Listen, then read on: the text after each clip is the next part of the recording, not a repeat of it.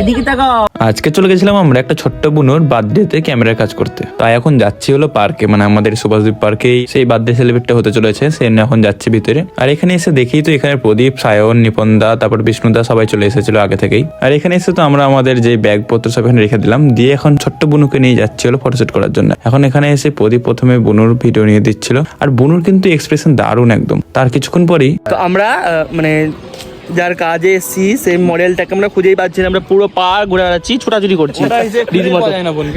বোন কোথায় আছে, আবার সাইনকে পাঠানো হলো। বাচ্চা বাচ্চা মানে ক্লায়েন্ট থাকলে খুব এই ও খেলছে, আমাদেরকেও খেলতে হবে মোট কথা।